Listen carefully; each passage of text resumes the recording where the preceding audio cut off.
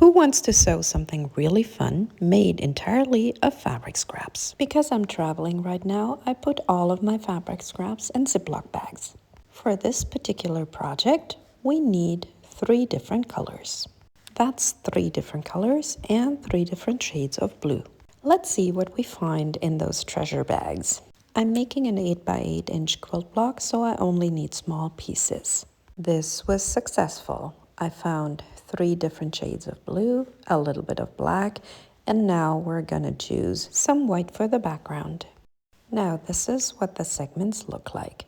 You just need tiny pieces of the blue.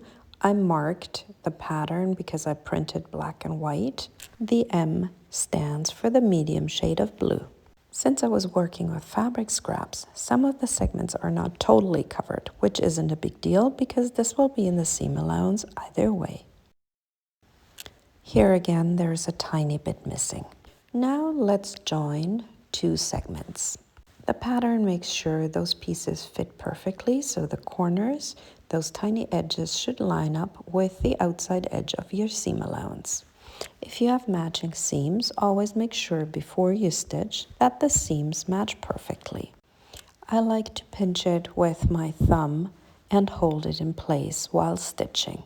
Of course, you can use a pin or also a fabric glue pen. The best tip I can give you is remove the paper from the seam allowance before pressing the seams.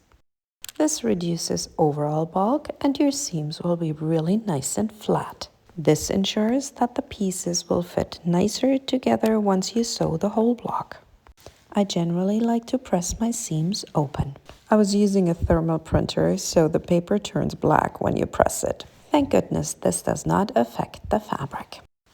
Here are some easy pieces to be joined. They don't have matching seams. When they're really prominent matching seams, I always make sure I stitch the point where those 2 seams meet first and then the rest of the whole seam. This is coming along really nice. Here are the last 5 segments to be joined. 2 on the left and 2 at the bottom. And ta-da! A great octopus, don't you think? Now we're just gonna trim the outside edges, and then you really need to let me know what I should make with this quilt block. I'm thinking pillowcases could be really cool in different colors, or I could add the lobster and the crab quilt block, or a table runner would be really cool too. What do you think?